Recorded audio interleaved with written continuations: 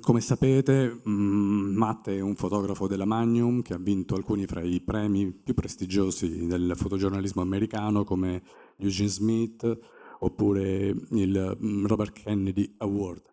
E il suo lavoro, che potete vedere in parte qui, è un lavoro che lui ha realizzato girando per 160.000 chilometri negli Stati Uniti, andando in centinaia di comunità, 46 stati, in cui lui ha cercato di raccontare quello che poi è il modo in cui a volte viene presentato il suo lavoro, come la fine del sogno americano o forse il fatto che il sogno americano non è mai esistito. E il lavoro che lui ha realizzato in questo viaggio è diventato poi un libro, ha diventato 2 libri, American Geography and American Artifacts. Qui potete vedere esempi di entrambi i libri. In American Geography lui ha fatto un viaggio tra le persone, in American Artifacts lui in questo viaggio, collezionando gli oggetti che lui trovava buttati in queste comunità, poi ha creato dei grandi still life che sono davvero impressionanti, perché se li guardate riescono in qualche modo a trasmettere o a raccontare quello che lui ha visto. E quindi lascerei a questo punto la parola a Matt, ringraziandolo ulteriormente. Thank you very much, Matt. So you can start. I'm tempted to listen to the translation here of myself. Unfortunately, I don't speak Italian. I'm sorry. And before I start, I'd just like to say how much I appreciate Paolo's presentation and like a story, a hopeful story, and kind of looking into the future in a positive way, which is not much we see of in the world right now, particularly my part of the world. And you know how much really I think, you know, our kind of hope for the future is that in countries working together. And if, you know, Europe can kind of lead the way here for the next little bit, we would all be very appreciative of that. So, I mean, sitting here, you know, kind of, I don't really know if I feel like what I'm about to show you and what we're about to talk about, if I'm like coming from the past or if I'm coming from the future. And I hope I'm coming from the past. And I hope this work is talking about something that we can move beyond, not something that's forecasting, something that's yet to come. So what I'm going to do is just kind of in short form tell you basically my kind of arc in photography. And this is particular and personal and all of these things that, you know, make photography what it is. But it still, you know, has to do with this fundamental thing of making something, which is you're taking the specific and you're making something universal, right? And in my own way, I think this arc that we all have, you know, over the course of our lives, I feel like, you know, through happenstance, the arc that I have, you know, says something broader about really the role photography can play in our lives and in the world. So it feels relevant here for us all to talk about and focus on. So basically, I'd like to say, as I introduce this, me as a photographer, I had my midlife crisis early. I was in my early 20s, and I was kind of forecasting this life of photography and what I could do, and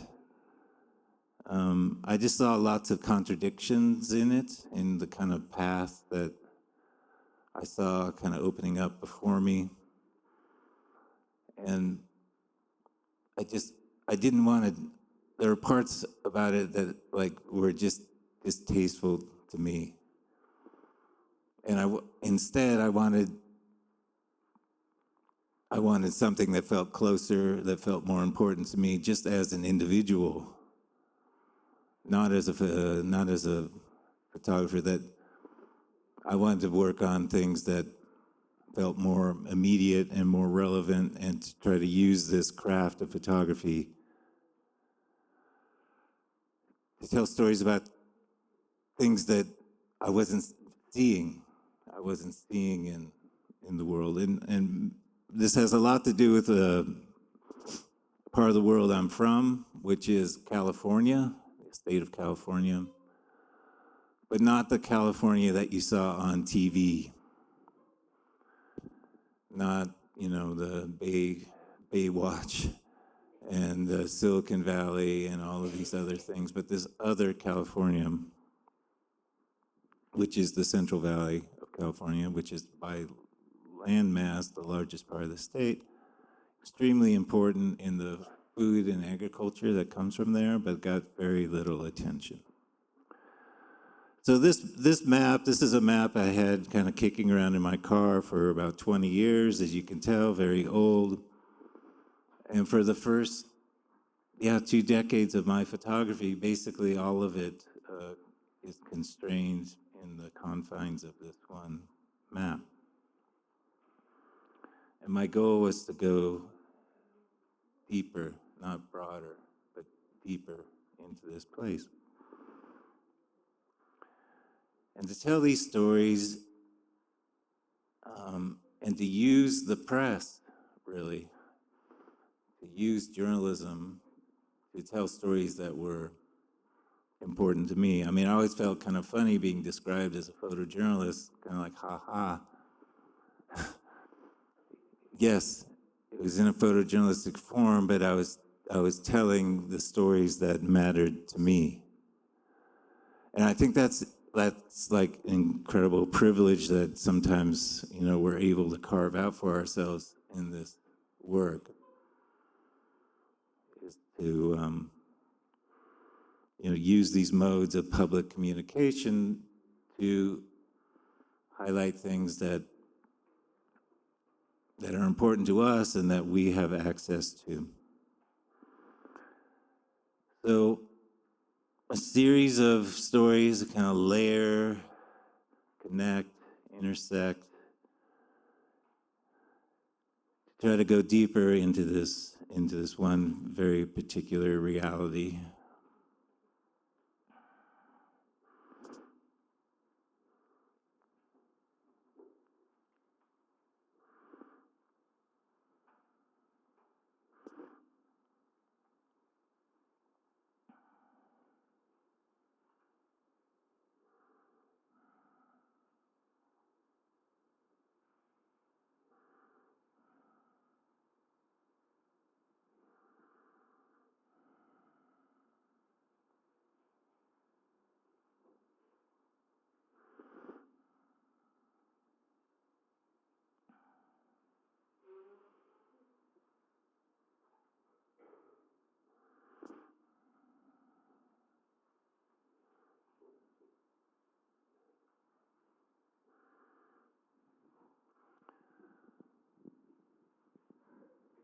So just some facts about this area called the Central Valley. So it produces a little over half of all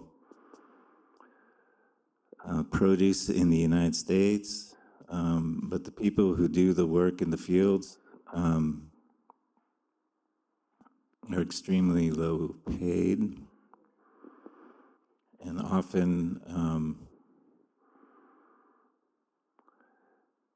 are unable to keep themselves properly housed and fed, and their children. Over 30% of the kids growing up in these farm worker households do not have enough to eat. And this kind of vast contradiction from, first of all, what people think about when they think about America, but also what they think about when they think about California, right? The dissonance between that, these two kind of conflicting realities, is really what drove me.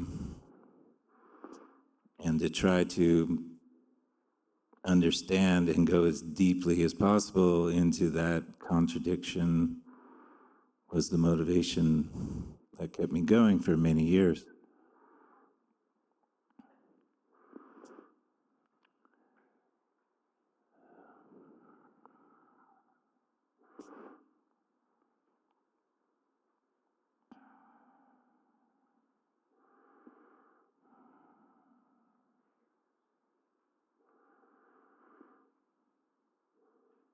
And that kind of dual role of photography as a personal voice, right? As a personal thing that you are creating as an author, but then the public role of this work and the way these two things intertwine and kind of talk back and forth to each other as you're going, I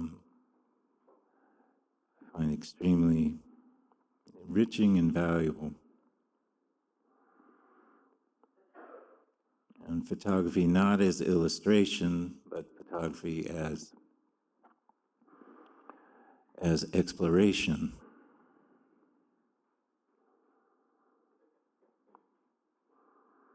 And I was driven by this idea, again, of kind of getting to the very heart of things, right? Because I had put this confine around myself. I said, okay, this is my goal as a photographer, is this one particular area. There wasn't anywhere else to go. The only direction to go was deeper, right? Deeper in. And looking back now, I feel so grateful for that I put those confines around myself at an early age. And the way I realized it pushed me to become a more thorough and complete photographer.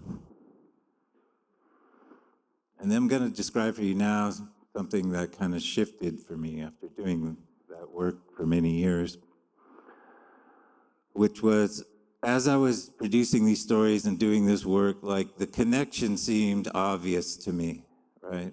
Like particularly in the United States.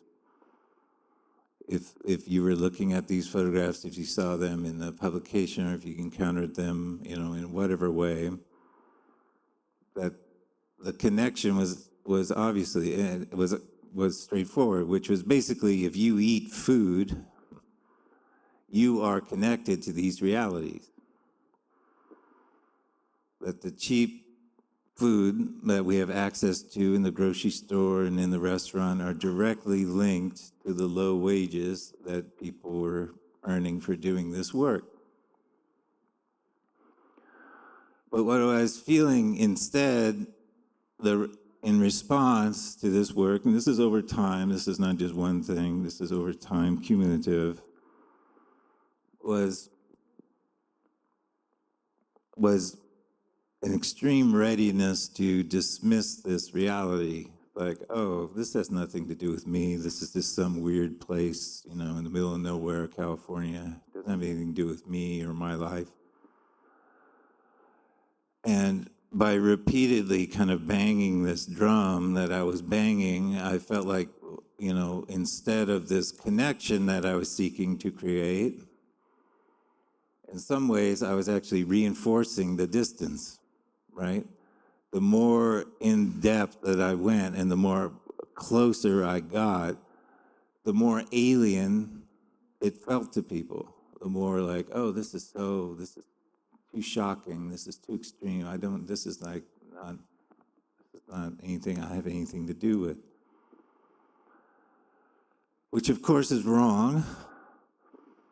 But as you're analyzing your work and as you're trying to figure out, where is this sitting? Like, where is this sitting in the broader culture, and how do I more effectively deal with this? Like, this is something that started to eat at me.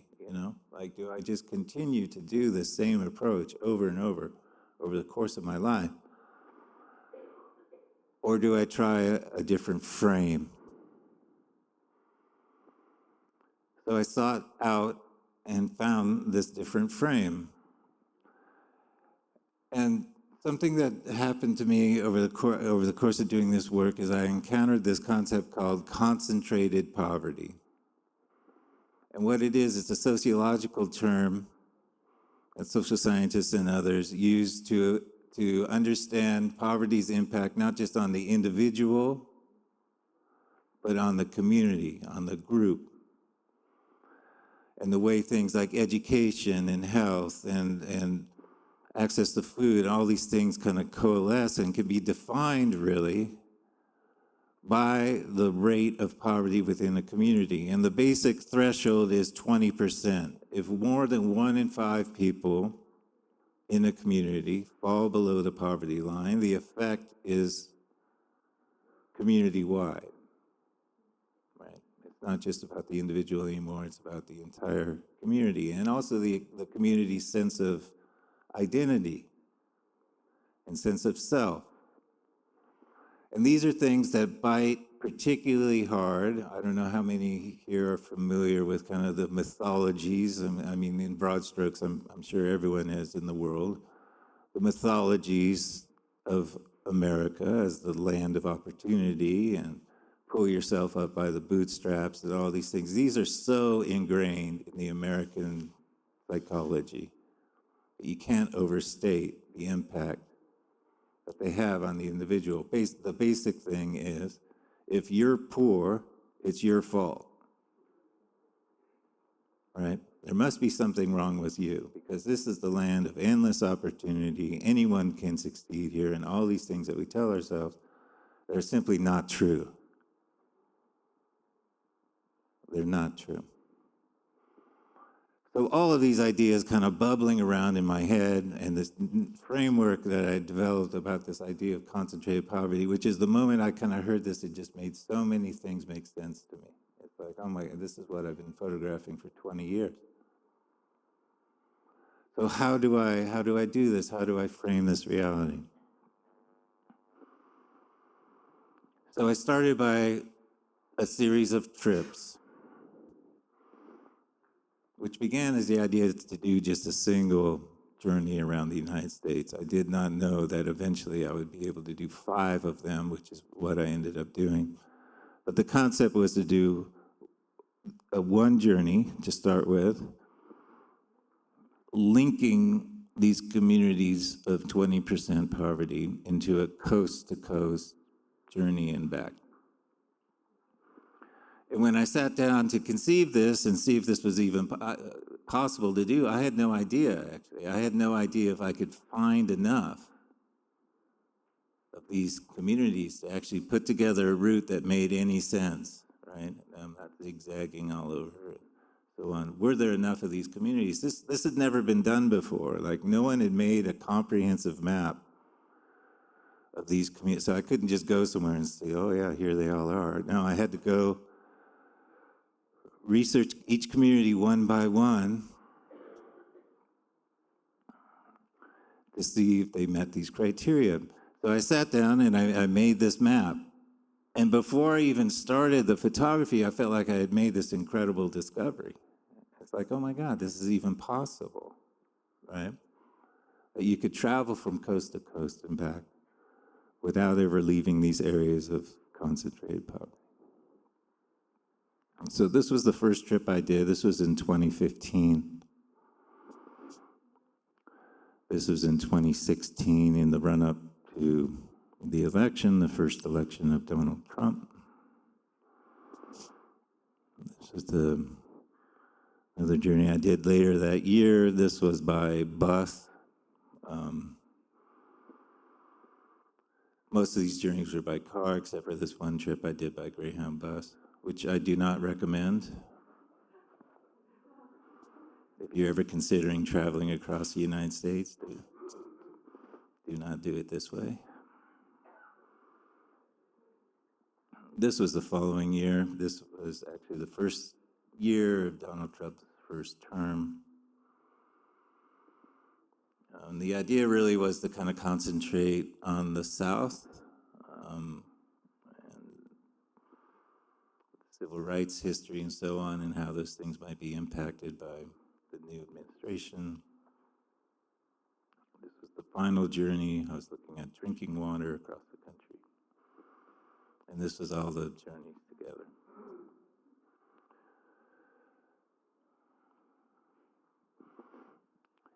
So what was interesting to me as a photographer, again, as a photographer who really prized depth, right? That's what my work was really about. It was like how close I could feel like I could get to the heart of something. Well, the heart of something had changed. It had changed into something more theoretical, more abstract, a set of ideas rather than a particular place, rather than a particular group of people. It was more about these concepts of America, what America is. And I found what photographically, what was happening and what the kind of core of it was exactly the opposite of what previously my work was about, which was I was trying to erase geography, right? And I was trying to link places together that previously you would never see next to each other. And visually, photographically, so I was looking for these themes across multiple locations and then just letting it grow. I was like forming this kind of more organic, less specific, more metaphorical, more conceptual view.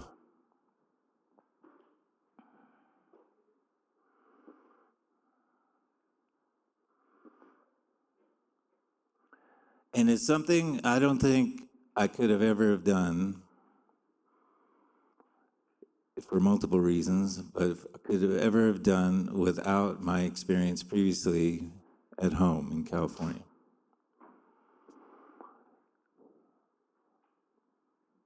One is because I had this certain vision, like in some ways, what I was doing is I was looking for the Central Valley in every place that I went to. I was looking for this certain version of America in every single place.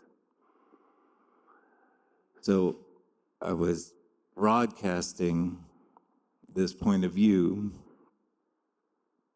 across this broad geography, but having not formed that point of view, it couldn't have been done. It couldn't have been there would have been no cohesion. The second reason, really, probably the most important one, is as I was meeting people and talking to people and explaining what I was doing, it was instantaneous, like the understanding that people had and what was driving me to do this was immediately understood. Because there is, this feeling of being a part of America geographically, but excluded from the American dream, is amazingly widespread. It's very common. And, in a lot of ways, what we're seeing politically right now was a very successful way to manipulate that exact sensation and to use scapegoating and to use marginalization and whatever to, gain political power. So that, to me, that's the, in many ways, that's a very kind of sad part of this, is to see these very real frustrations that people have and to see them be kind of so cynically twisted and manipulated. And it's difficult for me to watch. I visited a little over 1,000 communities, something like 1,100. Some very short, brief, some more extended, 6 to 8 weeks in some places, half a day in others.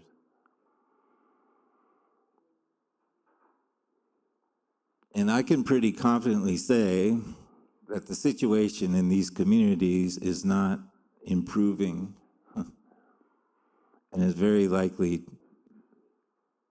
to not improve at all over the next 4 years, given what we've seen so far.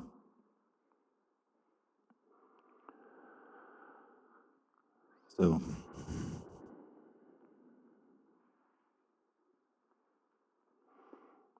normally I don't talk so politically, but I kind of feel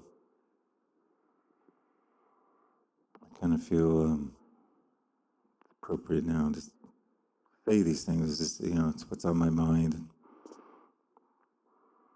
Being here in this beautiful place and with, seeing hopeful stories like countries working together to reach the moon, etc.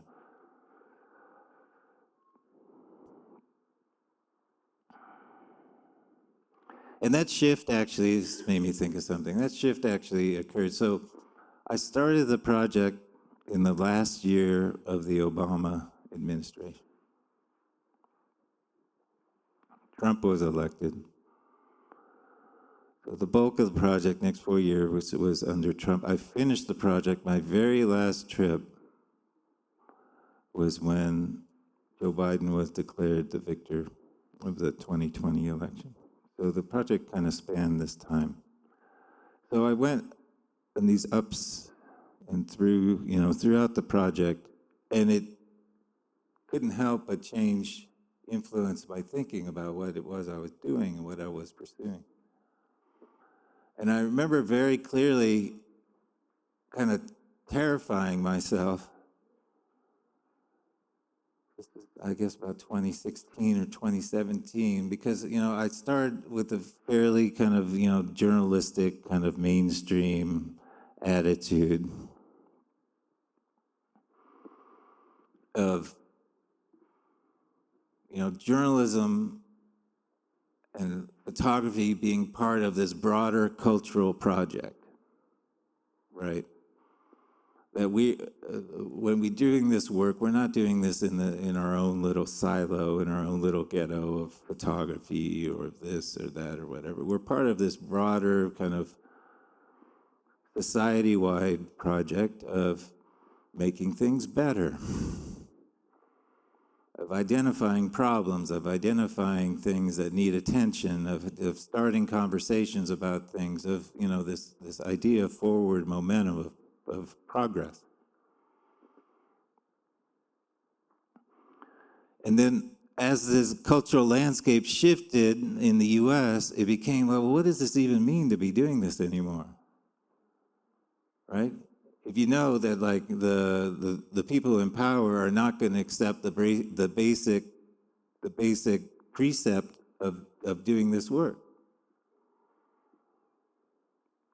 If there's going to be no effort to make things better as a result of doing this work. And with what I fell back on myself, okay, then like instead of like uncovering, things from the past that need fixing, and I in fact like forecasting this darker reality that's yet to come.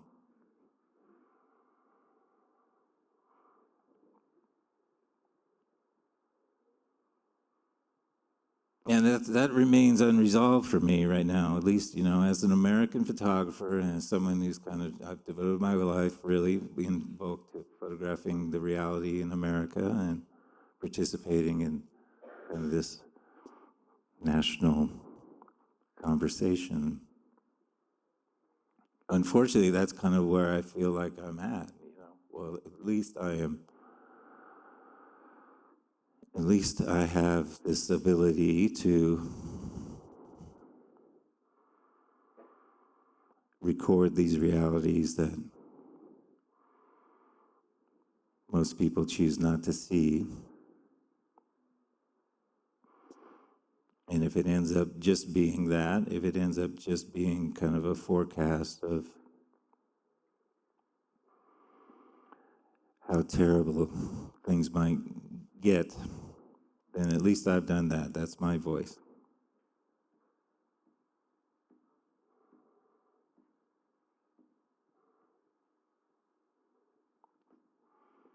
Anyway, sorry if this is awfully dark. But I don't know, maybe we'll just leave it there, huh? If there's a conversation we can have, I'd love to have a conversation. Okay. Thank you very much.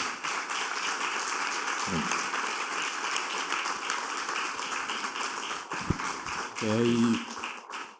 I just have one question. I was Yes. thinking about your journey. I think you met hundreds, if not thousands, of people. I'm just curious about the fact if you get connected to some of them, to some people, you get connected more than others, and if you are still in contact with some of them. Oh, yeah, sure. No, that was really the amazing thing, because when I set out on this journey, of course, I had all kinds of like unknowns and insecurities and like how would people react to what I'm doing and so on. The most amazing thing was the consistently positive response that I got. Because of that, it was like it proved my point. Again, like first the map proved my point, and the second thing that proved my point was the reception that I received. Everyone understood exactly what I was talking about. That I was trying to explore and understand more deeply this contradiction between the way we understand the country and the way the country actually is. And yeah, it's a very kind of widespread and widely held belief. How many people did I come in contact with? I didn't keep track of that. I have hundreds of hours of interviews that I conducted with people, and that forms a big part of the second book, actually, with the voices of people. And yeah, I'm still in contact with quite a few. So, Okay, thank you. yeah. C'è qualche domanda dal pubblico? Ecco. So I actually took the Greyhound Oh. 20 years ago. And I remember thinking, what is this? This is not the American dream. I mean, I saw some situations 20 years ago that really were shocking for me. And then I lived in San Francisco for a while, and if you turn the wrong corner, it's like zombie town. There are people who are alive. And my question is, how today can we still believe in the American dream? I mean, how can people still believe that America is the dream? How can people cross the Darien Gap and die every day and they want the American dream? But what is the American dream? No, it's terrible. It's terrible, because oftentimes I feel like people can misunderstand what I've done as a like condemnation. It's not a condemnation. No, it's trying to defend something that's a beautiful idea. You know, it should be these things. That is the point of this idea. I mean, I remember And when Katrina happened. Katrina had a worse reaction than when right. we had a tsunami. And No. talking about a third world country, how is it possible? Yeah, it's like this incredible blind spot, and I think people from overseas have seen it, but for many times, Americans just like they shut it out. They live in their own little bubble. They don't go, to this place. They don't go to that place. And what this journey did was to illustrate all these things that for outsiders is often a lot easier to see, right? But for Americans, they couldn't see it themselves. So. And more broadly, we're talking about, we're celebrating photography, right? And the role that photography can play. I mean, this is like the perfect example of what it can do, right? That it can fill in these blind spots. So, yeah, thanks. Altre domande? Prego. No, thanks. I think that your work is it's so far from the American dream. It's the farthest thing that I know from the American dream. It reminds me more the Steinbeck vision. I don't know the original title. I think the grapes. The Grapes of Wrath. Yes. Yes. In Italian, furore, that is anger. And do you think do you have the perception? Wait, what is it in Italian? What's it? The Grapes of Rage? Just rage. Ah, nice, nice. And I want to ask you if you have the perception, if you feel that people now in the present, in that time, they're developing something similar, an anger similar to that Steinbeck describes in. Well, the anger, I mean, that's all we see now, right? We turn on the TV, that's all we see is rage. But that rage has been manipulated. And that's the like incredibly tragic part of it. So yeah, I wish I had an answer for it. I don't, other than, you know, I'm as bewildered by it and as upset by it as kind of anyone else, you know. What do you think about the duty of showing things? Because in these days, I was watching some videos coming from America about ICE agents that were storming roads, houses, and I was thinking in a deeply divided society, what happened to the people who watch this video? If showing things helps to change things, or it dig more deeper the divide between people. Yeah, exactly. That I don't know. I don't know, and it's made me kind of question some fundamentals too about like what is the role of this work in this time. I'm not sure. For me personally, I'm working on a project about mining in the Western U.S. That's what I'm concentrating now, because it's the kind of intersection of politics and power and vulnerable people and populations. But broad strokes, yeah, I don't know. I mean, what we've seen is a very deliberately, and you're saying a very divided society. Well, actually, I don't think it actually is that divided. I think it's been purposely divided, right? Through the media, through amplification of the media, through kind of manipulation of stories and scare tactics and so on. When you talk to people one-on-one, which I've done in all corners of the country, there's still this kind of fundamental, you know,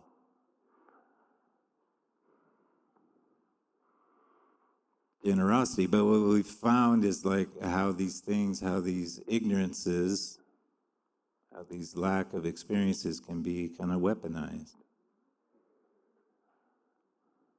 So, yeah.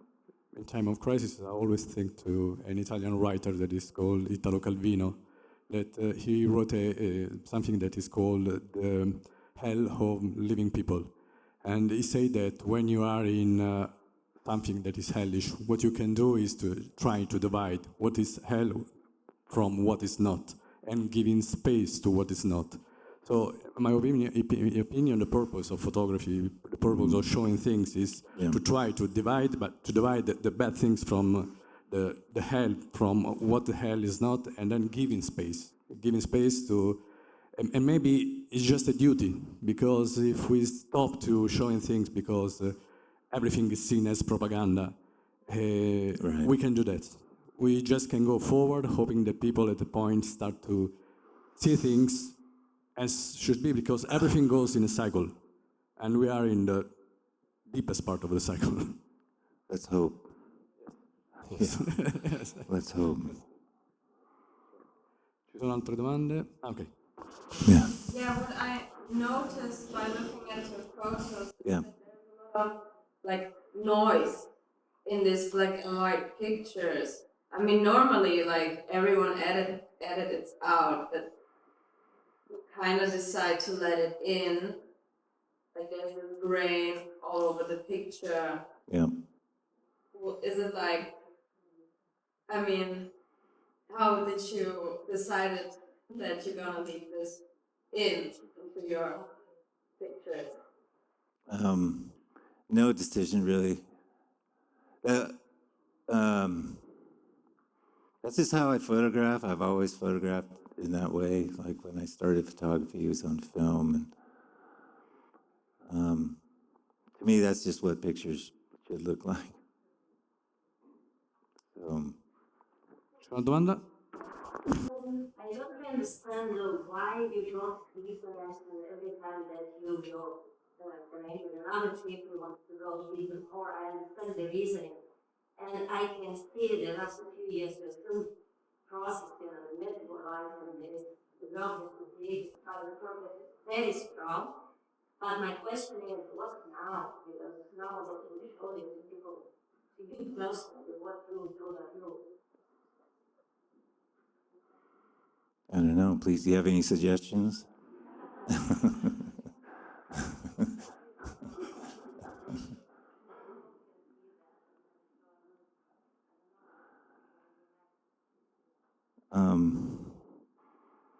I'm not sure. Well, let me just say, as I was doing this, I also had like conflicting feelings because I was also feeling like I had kind of abandoned my own place, like I had neglected the Central Valley.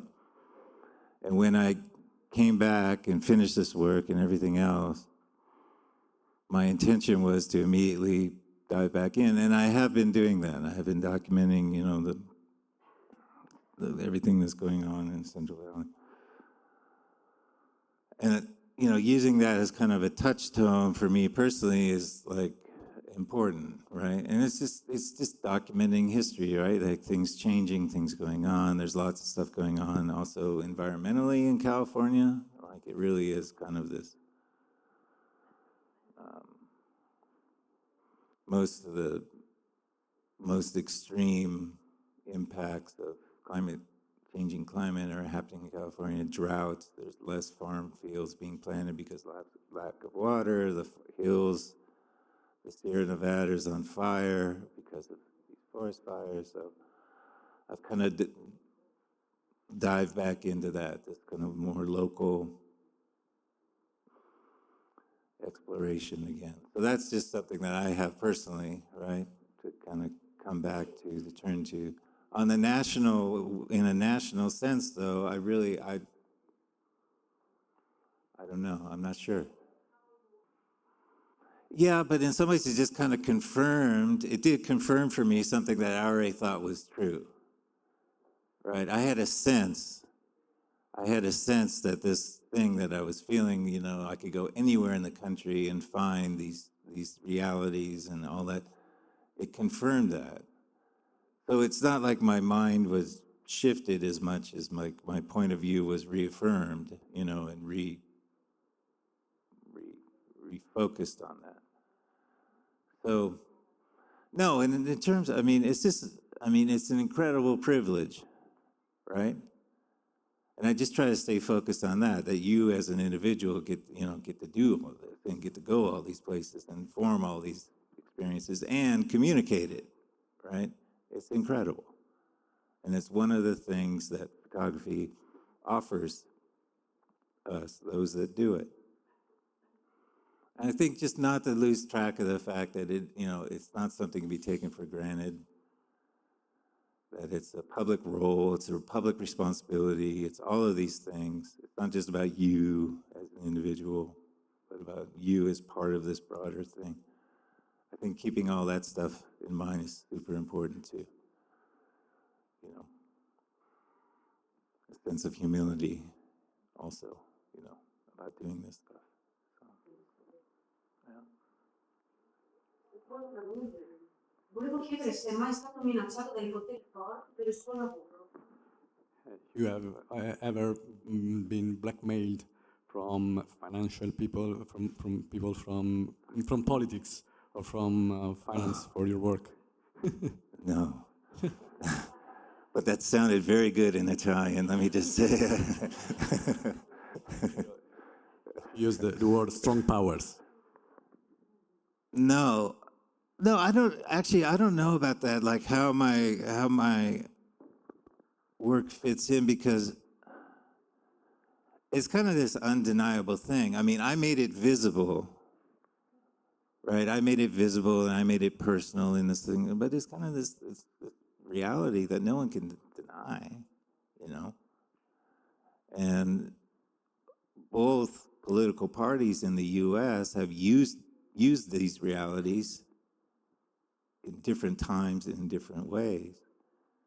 So in some ways, and it's kind of like it's non-denominational, right? It's just like this is real, and this is what, you know, this is what a good portion of our country has to deal with.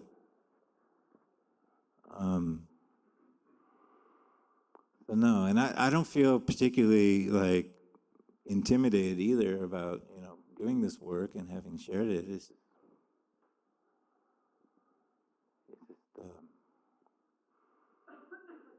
you know, putting this reality forward in a way that it clearly is warranted to do, you know, regardless of your politics or whatever.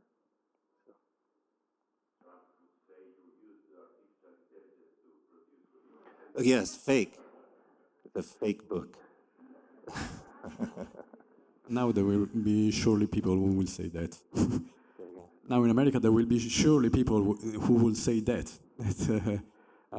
You got a Maybe president who so. say things like that. Maybe so. Yeah. Yeah. Ok, ci sono altre domande? Lì in fondo? Magari se potete avvicinarvi così sentiamo, perché altrimenti da lontano. About the physical manipulation of station. Can you say more about this? And the second answer is how the situation is that is the same or worse than in Obama period? Well, really, only the last part of your question I'm about to respond to. So if I missed something in your earlier part of the question, say it again. Okay, but is the situation the same, better, or worse than in Obama? Concretely, I would say it's more or less the same. But that doesn't factor in like the future and what the future is likely to contain. And in that sense, it's much worse. Because all of these policies and all of these kind of political trends that have gotten this incredible power behind them now is about further lengthening the divide between rich and poor, not closing it, right? What we are seeing is this incredible wealth gap in America where you have a handful of billionaires and now multiple, right? We're on track potentially to have potentially trillionaires in America. They have the wind at their backs. Like there's none, this is their show, right? And there's no political force in existence now to hold that, to constrain that. All we're going to see is that power concentrate and grow even more. So in that sense, it's objectively much, much worse.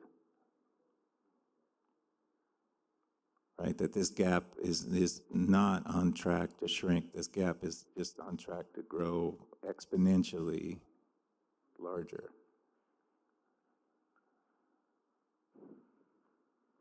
Yeah. Altre domande? Ok, allora possiamo ringraziare... non l'avevo visto. È buio. How would you connect, if you would, how would you connect, if you would, your work and its effect to the work of Jacob Riis? Well, I mean, I think, there's a very particular, I'm not a photo historian, right? So I'm sure there's lots about Jacob Riis that I don't know, but I know the broad strokes. And it was using photography. I kind of feel like that mode is really, like my earlier work was much more in tune with that, which is find a very particular reality. In his case, child labor in the US, right? Am I correct? The Lower East Side, a very particular slice of life, and to magnify that. And yeah, I mean, I think, all of us who, in this kind of social documentary mode, whatever you want to call it,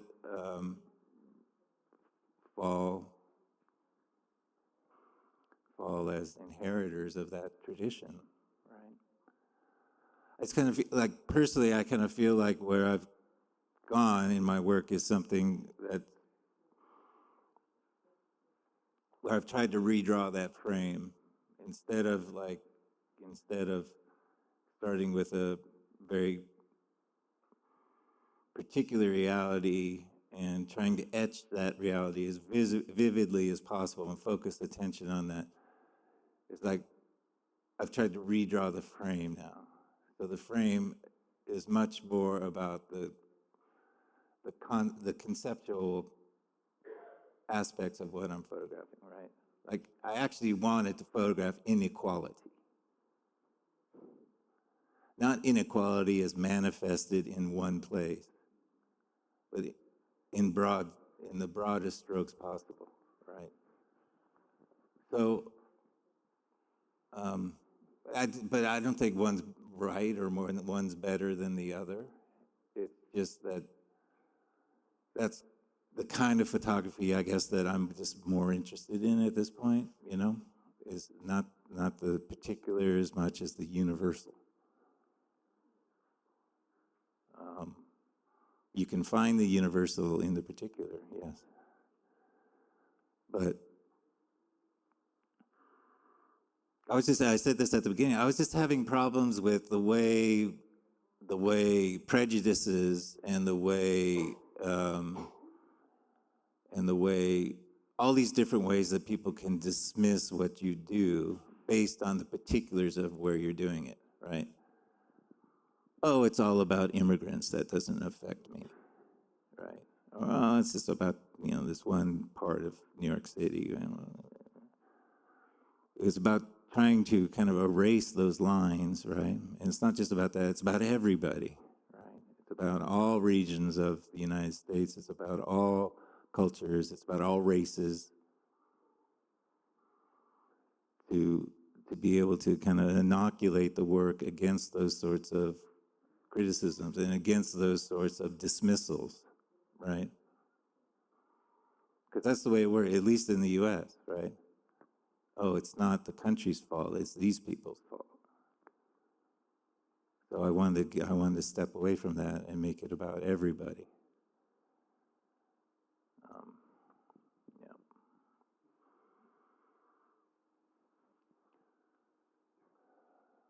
Altre domande?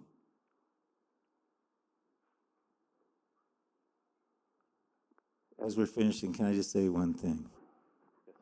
Which is, we're about photography, right? This is about photography.